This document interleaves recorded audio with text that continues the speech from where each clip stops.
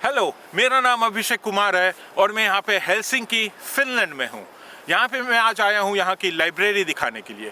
क्यों ये लाइब्रेरी दुनिया की बेहतरीन लाइब्रेरीज में से एक है, ये कितनी अल्ट्रा मॉडर्न है, अंदर किस तरह की सहूलियतें हैं और आप कौन कौन सी चीज़ें बोरो कर सकते हैं। अभी यहाँ पे फरवरी का महीना है, ठंड है, आप देख सकते हैं मेरी चारों तरफ बर्फ़ गिरी हुई है और यहाँ पे अभी -20 डिग्री टेम्परेचर है। तो चलिए चलते हैं अंदर और देखते हैं ये कितनी खूबसूरत है। यह फिनलैंड की पार्लियामेंट बिल्डिंग है। यहाँ के पार्लियामेंटेरियंस ने यह डिसाइड किया कि जब फिनलैंड के 100 साल पूरे होंगे तब वह एक तोहफा यहाँ के नागरिकों को देना चाहते हैं। और वह तोहफा क्या होगा? एक लाइब्रेरी। जी हाँ, एक लाइब्रेरी। और बेहतरीन डिजाइन के आइडियाज के लिए इन्होंने एक आर्किटेक्चर कंपटीशन लॉन्च की। इस आर्किटेक्चर कंपटीशन में 500 से ज्यादा आर्किटेक्चरल फर्म्स ने भाग लिया और अंत में यह डिजाइन सेलेक्ट की जो फिनिश वैल्यू सिस्टम को रिप्रेजेंट करती है।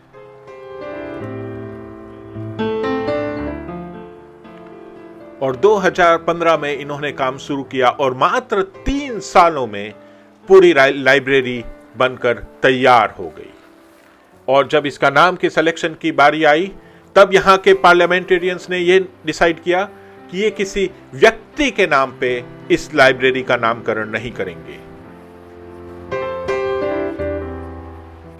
और 1600 नामों में से ऑडी नाम का चयन किया गया क्योंकि ये अनुवाद करने में बहुत आसान है और जल्दी से याद रहने वाला एक नाम है।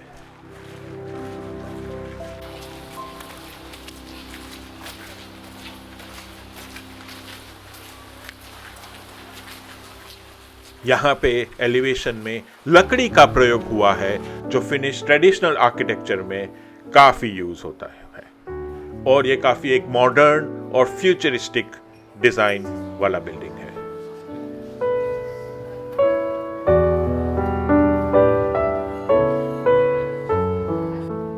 और हाँ, हर लाइब्रेरी की तरह किताबें तो आपको यहाँ पे जरूर मिल जाएंगी। यहाँ पे आपको ज्यादातर किताबें फिनिश और स्वीडिश भाषाओं में मिलेंगी।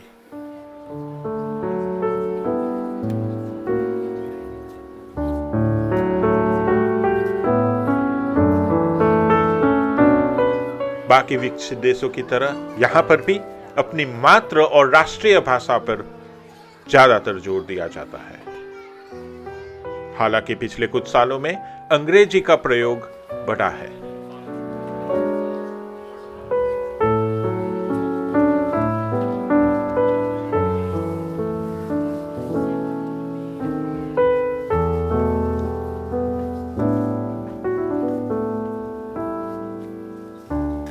और वीडियो गेम खेलने के शौकीनों के लिए भी यहाँ पे सीडीज और डीवीडीज उपलब्ध हैं।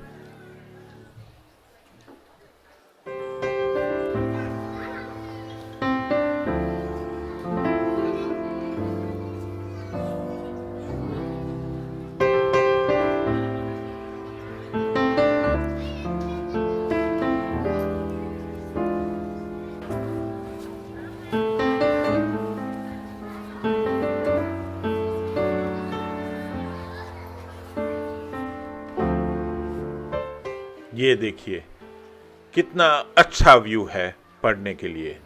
और इस बिल्डिंग का डिजाइन इस तरह से किया गया है कि आप नेचुरल लाइट्स का उपयोग ज्यादा से ज्यादा करें।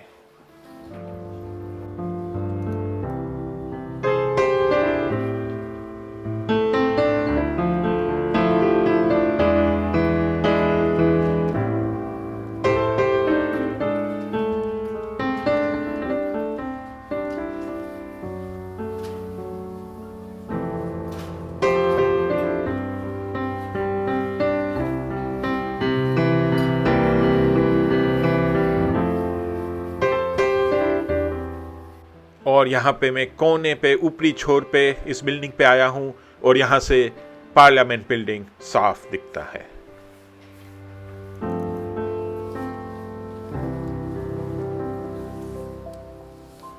ये देखिए, मैं ये बुक इशू कर रहा हूँ। सबसे पहले मैं भाषा का चयन करूँगा, इंग्लिश, और मेरे हाथ में ये लाइब्रेरी कार्ड है। तो मैं चेकआउट बटन पे क्लिक करूँगा बुक इशू करने के लिए। ये मैंने कार्ड स्कैन किया और अब मैं अपना पिन कोड जो मुझे मिलता है वह मैं डालूंगा, और इसके बाद में मैं अपनी बुक जो मुझे इशू करनी है वो स्कैन करूंगा, और ये बुक इशू हो गई है और मुझे एक रिसिप्ट मिलेगी कंफर्मेशन के लिए। ये आप देख सकते हैं यहां पे। तो है ना, ये कितना आसान तरीका है बुक इशू करने का। और अब आपको मैं बताऊंगा कि इसको कितनी आसानी से बुक आप रिटर्न कर सकते हैं। ये है ऑटोमेटिक मशीन्स।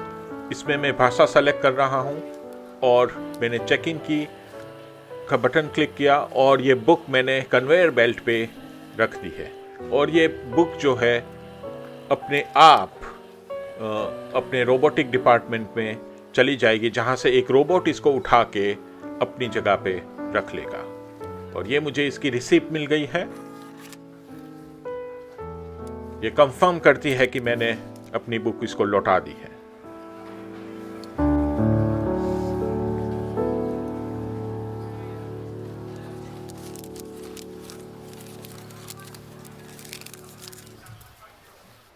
तो रोबोट जो है वो यहां पे किताबों को आके रखेगा।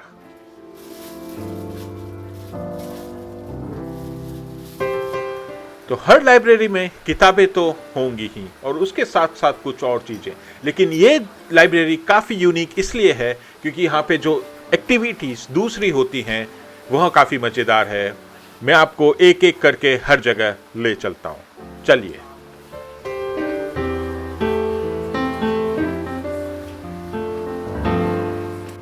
तो ये है 3D प्रिंटर। हाँ, आप यहाँ पे 3D प्रिंटर रिजर्व कर सकते हैं। मशीन यूज करना मुफ्त है, लेकिन आपको सिर्फ मटेरियल का खर्चा देना होगा। तो ये भी एक सहूलियत यहाँ पे अवेलेबल है जिसका लोग बहुत उपयोग करते हैं।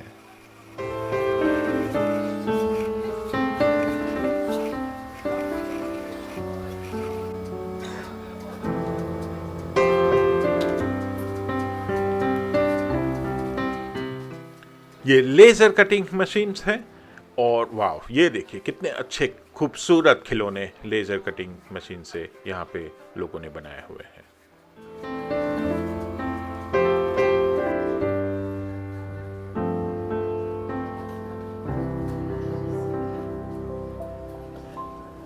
ये है बड़ा प्रिंटर, लार्ज स्केल। इसमें आप अपने पोस्टर्स या बैनर्स, फोटोग्राफ्स प्रिंट कर सकते हैं।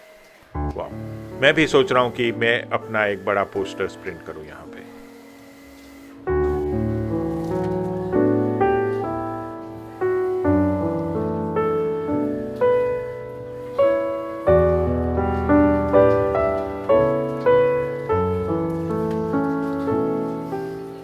अगर आपको घर पे रिपेयरिंग काम करना है और आपको टूल बॉक्स चाहिए जैसे ड्रिल मशीन्स, तो आप यहां पे आके इसको भी इशू कर सकते हैं। ये मैंने पहली बार देखा।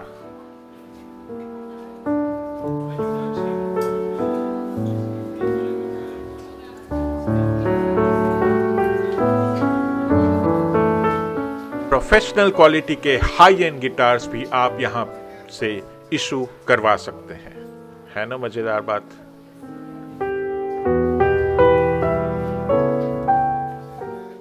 तरह तरह के स्टूडियो जैसे audio visual rooms, band and vocal studio, photography studio, videography के लिए अलग रूम्स, ग्रीन स्क्रीन्स, तो कई तरह के यहाँ पे रूम्स अवेलेबल हैं जिसको आप इशू कर सकते हो।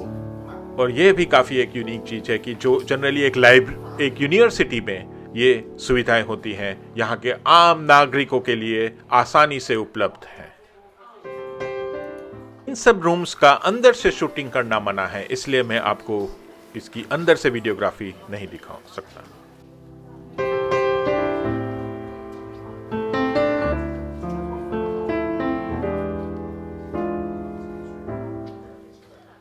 आपको अपने परिवार या दोस्तों के साथ खाना बनाना है तो यहाँ पे किचन भी आप रिजर्व कर सकते हैं, और ये किचन बहुत ही शानदार किस्म का है।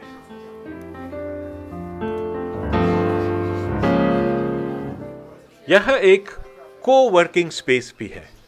हाँ, यहाँ पे आप फ्री में आके अपना लैपटॉप पे काम कर सकते हैं। हाई स्पीड कनेक्शंस यहाँ पे इंटरनेट का फ्री में उपलब्ध किया जाता है, और यहाँ पे आप मीटिंग्स रूम्स भी बुक कर सकते हैं।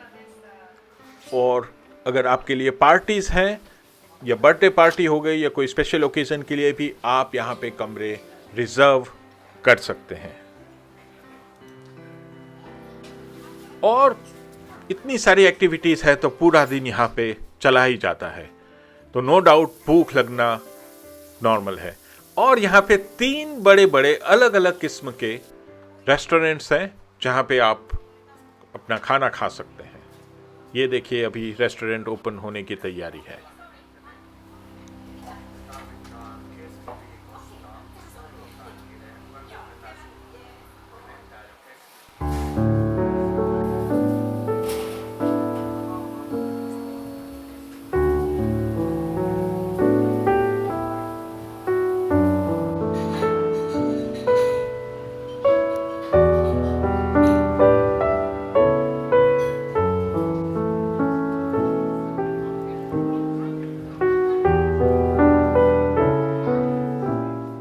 और यहाँ के लोग चेस खेलने भी कई बार यहाँ पे आते हैं।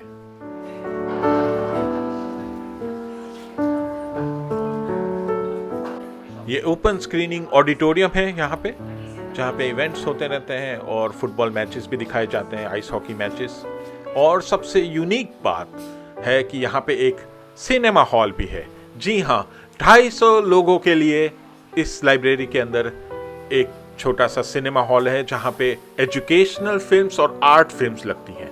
ये यहाँ का टिकट काउंटर है, और इसको आप अपने पर्सनल यूज के लिए भी रिजर्व कर सकते हैं।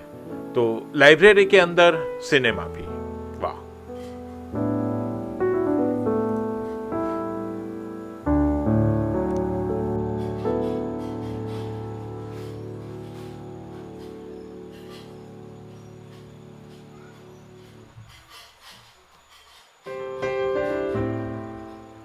और सबसे अच्छी बात जो मुझे लगी है कि इतनी अच्छी लाइब्रेरी, वर्ल्ड क्लास, जिसको बहुत सारे अवार्ड्स मिले हैं बनाने के बावजूद भी ये लोग फीडबैक्स के लिए हमेशा प्रोत्साहित करते हैं कि इसको और बेहतर कैसे किया जाए।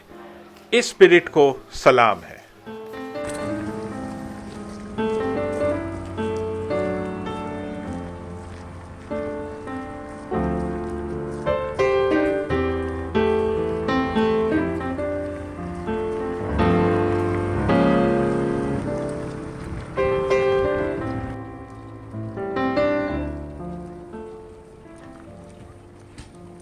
वीडियो की शुरुआत में मैंने ये आपसे कहा था कि ये लाइब्रेरी जो है फिनिश वैल्यू सिस्टम को दिखाता है। तो फिनिश वैल्यू सिस्टम्स क्या हैं?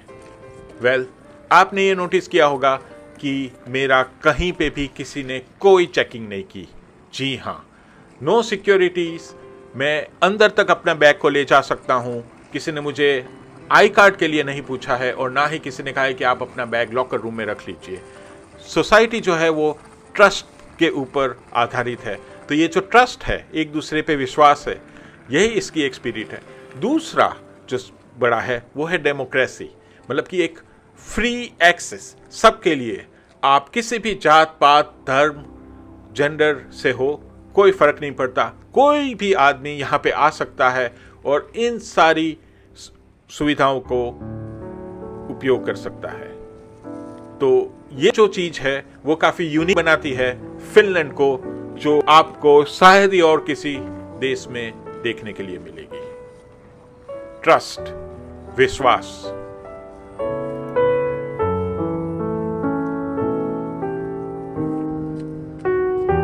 जो 100 साल आजादी के पूरे होने का तोहफा है, इससे अच्छा तोहफा और कोई हो ही नहीं सकता हेलसिंकी के नागरिकों के लिए।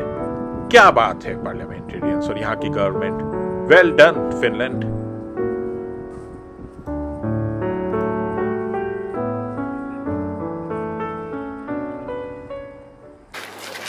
चलो तो फिर ये मेरे जाने का समय है।